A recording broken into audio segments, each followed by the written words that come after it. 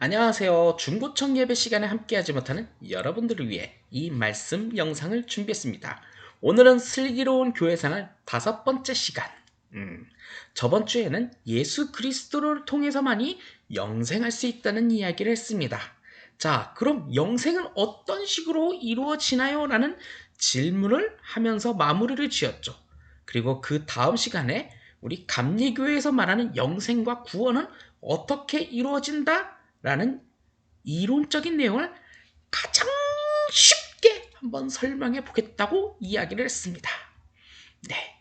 감리교회의 창시자였던 웨슬리가 말하는 구원론, 구원, 그리고 영생의 핵심, 그것을 오늘 이야기를 해보려고 해요. 물론 이 내용은 너무 어려워서 한 귀로 듣고 한 귀로 빠질 것 같지만 그래도 한 번쯤은 들어봐야지 그런 건가 보다 할 필요가 있어서 오늘 한번 이야기를 해보려고 합니다. 자, 벌써부터 어려운 단어 이야기하겠습니다. 웨슬리가 말하는 우리 감리교회 구원론의 핵심은 이겁니다.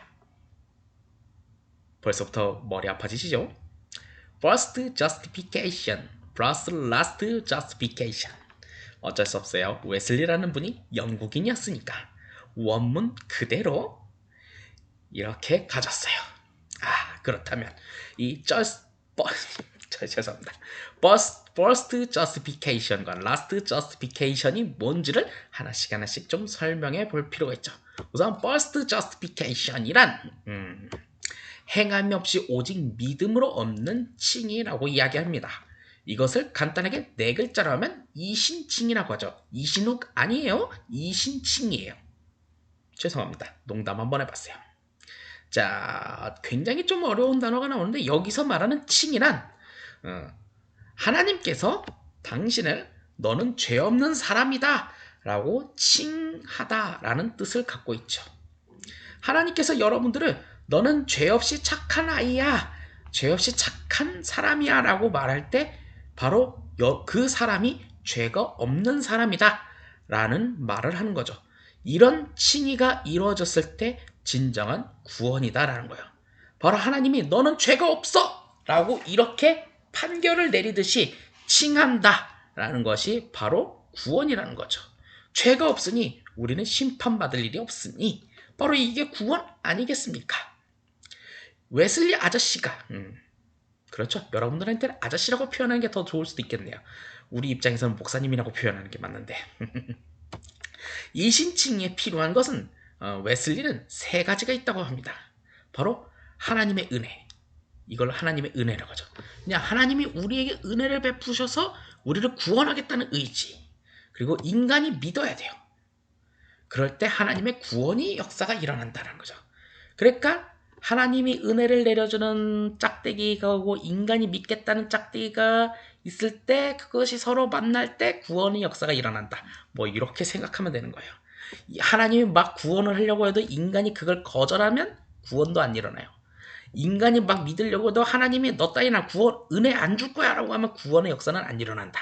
뭐 이렇게 생각하면 되는 거죠. 네. 그러니 하나님께서 은혜를 주실 때 낼름 빨리 받아 먹으세요. 그게 바로 구원의 역사입니다.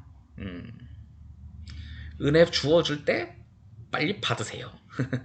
자, 그렇다면 이 신칭의가 일어나는 이 하나님의 은혜는 어떤 식으로 이루어지는지 그 웨슬리 아저씨가 이거 제 입장에서는 목사님인데 여러분들 입장에서는 학생들 입장에서는 아저씨가 맞는 말이죠. 아주 나이 많은 아저씨죠. 할아버지라고 하는 게 다행이긴 하지만 이 일어나는 은혜가 총 4단계가 있다고 합니다. 예, 벌써부터 머리 아파지죠? 하지만 한 번쯤은 들어볼 필요가 있는 거 좀 얘기할게요. 선행의 은혜, 회개의 은혜, 칭의의 은혜, 성화의 은혜, 이런 4단계가 이루어진다고 합니다. 자, 그럼 이 4단계가 뭔지 정도는 한번 들어볼 필요가 있죠. 선행의 은혜, 이것은 무엇인고 하면 죄인에게, 여러분들에게 하나님께서 은혜를 베푸셔서 양심에 찔려서 하나님의 인식하는 은혜라고 이야기합니다. 즉 간단히 말해서 양심에 찔려서 하나님을 인식한다라는 거죠. 예를 들어서 봅시다. 여러분들이 어머니의 500원을 훔쳤다고 가정을 해봅시다. 예를 들어서 물론 여러분들은 그러지 않겠지만 딱 훔쳤어. 아무도 몰라. 엄마도 몰라. 아빠도 몰라. 오빠도 몰라. 동생도 몰라. 오직 나만 알아.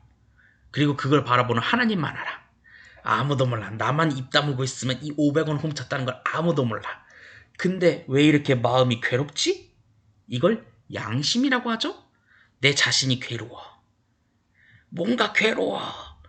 아무도 모르는데 나만 알고 있는데 나도 알고 하나님만 단둘이 알고 있는데 주님이 있다무세요. 근데 나만 알고 있는데 나는 마음속이 왠지 괴로워. 이걸 양심이라고 하죠. 그 양심에 찔리게 할 때, 이 양심을 준 사람이 누구야? 누가 날 이렇게 괴롭게 하는 거야? 그게 하나님이구나. 요게 선행의 은혜라는 거예요. 여러분들 그런 적 있지 않나요? 나는 하나님 만난 적 없어. 하나님 따위 몰라. 하지만 여러분들이 몰래 여러분들만 은밀히 알고 있는 죄를 저질렀을 때, 500원을 훔쳤을 때, 그때 뭔가 마음 뒷구녕에 꽁 하면서 뭔가 양심이 찔렸을 때, 그거를 주신, 그럴 때 나를 좀 알아봐줘. 야, 그러면 안 돼. 누구누구야 할 때 그때 양심을 찔리게 한 것이 바로 하나님이다. 그때 하나님을 인식하게 된다라는 거죠. 그리고 두 번째 회개의 은혜라고 있습니다. 이것은 무엇인가 하면 하나님의 율법의 불일치를 자각하고 죄를 멀리하면서 하나님의 율법을 준행하는 은혜라고 어렵게는 설명하는데 간단해요. 이것은 뭐냐? 내가 500원 훔쳤어. 이게 하나님 뜻대로 살지 않는 거였어. 그래 이제 이거는 하나님 뜻대로 살지 않는 거였구나. 이제 하나님 율법이라고 표현했잖아요. 500원을 훔치는 건 하나님의 뜻이 아니야. 그래 내가 500원을 훔친 건 하나님의 뜻이 아니었구나. 이젠 하나님 뜻대로 살아야지. 500원을 훔치지 않겠어 라고 결단을 하는 게 바로 회개의 은혜라는 거야. 그래서 500원을 다시 원위치에다가 갖다 넣는 거죠. 그게 바로 회개의 은혜예요. 네. 좀 이해가 좀 쉽게 제가 최대한 쉽게 설명한 거예요. 이제는 하나님 뜻대로 살 거야. 500원 따위는 훔치지 않을 거야. 400원 뭐 훔칠 거냐? 그것도 아니죠. 300원, 200원, 1000원? 아니요. 50원도 안 훔칠 거예요. 이게 바로 회개의 은혜. 내가 그렇게 하나님 뜻대로 살겠다라는 것이 바로 회개의 은혜라는 뜻을 갖고 있어요. 그 다음에 칭의의 은혜. 이건 뭐냐? 죄를 멀리하고 율법을 준하고 믿음을 강구하는 자에게 하나님께서 의롭게 하는 은혜라고 했잖아요. 이건 뭐 간단히 말해서 이제 내가 바르게 살겠다고 딱 결심을 했어. 결심을 하니까 하나님께서 아이고 너는 참 착한 아이구나. 쓰담쓰담 머리를 쓰담쓰담 하는 것이 바로 이 칭의의 은혜라고 이야기를 하죠. 뭐 요거를 뭐 좀 어려운 말로 칭의 중생 뭐 동시에 뭐 일어난다 어쩌고저쩌고 뭐 어려운 말이 있지만 어려운 말은 그냥 우리 좀 넘어갑시다. 이때 딱 아이고 넌 참 착한 아이구나. 이제부터 착하게 살겠다고 쓰담 이렇게 쫙 쓰담어 주는 거예요. 아이고 너 이제 바르게 살겠다고. 아이고 너 착한 아이야. 이렇게 하는 게 이게 칭의의 은혜라는 뜻을 갖고 있어요. 그럼 여기서 끝난 건가? 라는 생각이 들겠죠. 그럼 네 번째, 이 성화의 은혜는 뭔가? 칭의 이후 남아있는 부패성을 제거하는 은혜라고 되어 있는데요. 솔직히 말해서 내가 이제는 500원을 안 훔치겠어. 돈은 안 훔치겠어. 라고 결단했지만 그래도 우리 안엔 남아있는 나쁜 습관이 있어요. 가끔은 저거 내가 좀 가져가면 좀 나한테 좋은데 하는 이 탐욕과 같은 욕심이 있잖아요. 마음속에. 다시 500원을 훔쳤던 것을 원위치해도 마음속에 가끔은 내가 저놈 한 대만 때려주면 좋을 텐데 저거 내가 좀 훔쳐가면 좋을 텐데 하는 그런 욕심적인 생각, 남아있는 부패성, 나쁜 습관, 그것들을 서서히 제거해 나가는 거죠. 이게 좀 과정이 좀 길어요. 이제 이걸 어떻게 하냐? 교회를 다녀서 성경 보고 기도하고 예배드리고 하나님을 찬송하는 그 과정 속에서 내가 이것을 이겨낼 수 있도록 이것을 버려낼 수 있도록 내 자신을 서서히 변화시킨다. 그것을 성스럽게 변화시킨다. 이렇게 해서 이제 칭의의 은혜 이후로 이제 변화시키는 이 과정이 필요하다는 거죠. 이걸 성화의 은혜라고 이야기를 합니다. 근데 보통 뭐 좀 이단 종교, 나쁜 종교에서는 이 보통 그 칭의 은혜 딱 되니까 넌 이제부터 너는 하나님께서 착한 아이야라고 했으니까 너 네 멋대로 살아도 돼 해서 보통 이 네 번째를 보는 그냥 대충 하시는 것 같은데 아니에요. 요때부터 이제 또 우리 마음속에 있는 남아있는 부패성을 좀 제거하기 위해서 나쁜 습관을 버려내기도 하고 기도하고 묵상하고 하는 그런 과정도 이제 좀 필요하다라는 거예요. 자, 이렇게 해서 있는 과정이 아까 처음에 얘기했던 First Justification. 발음이 좀 그렇지만 그냥 좀 잘 들어요. 그냥 이 과정이 바로 이 행함이 없이 오직 믿음으로 얻어지는 그 이신칭의에 대한 과정이라고 볼 수 있어요. 그렇다면 마지막 이 Last Justification 발음이 좀 그렇지만 이걸 뭐 한국말로 말하면 영화라고 이야기를 하는데 이것은 뭘 말하냐? 행함이 따르는 믿음으로 얻는 칭이라고 이야기를 합니다. 이제 요 단계까지 갔으면 이제 너희들 여러분들에게는 이제 행동이 믿는 사람에게는 그에 마땅한 행동이 따라오는 것들이 있어야 돼요. 착한 일, 착한 행동, 믿음으로서 행동, 기도하는 습관, 주의를 지키고 성경을 보고 기도하고 예배하는 그런 행동들이 따라오면서 그리고 여러분들 마음속에 믿음의 양식과 믿음의 열매들이 따라와죠. 그런 것들로 인해서 하나님께서 너는 착하다. 어이구 너는 착하다.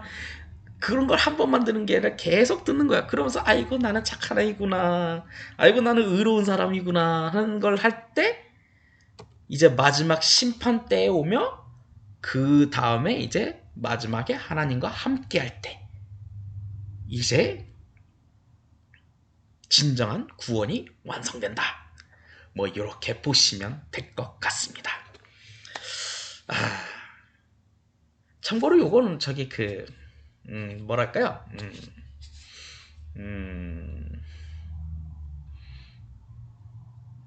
뭐랄까? 전도사들이 목사 되기 전에 시험 보는 과정에서 나오는 걸 제가 학생들한테 여러분들에게 최대한 쉽게 설명하기 위해 했는데 잘 이해가 됐는지 모르겠네요. 뭐 아무튼 요런 겁니다. 요렇게 해서 우리 감리교회 구원론이 이루어진다. 뭐 나머지 어려운 단어 뭐 기타 등등 많이 있는데 그런 거 다 그냥 빼고 간단하게 쉽게 한번 이렇게 설명해 봤습니다. 그러니 여러분들도 이러한 과정을 통해서 여러분들의 신앙이 성숙해지고 완성되었으면 좋겠습니다. 그렇게 여러분들이 교회를 세우며 부활의 주님과 함께 승리할 수 있는 여러분들이 되기를 간절히 소망합니다. 오늘의 영상은 여기까지입니다.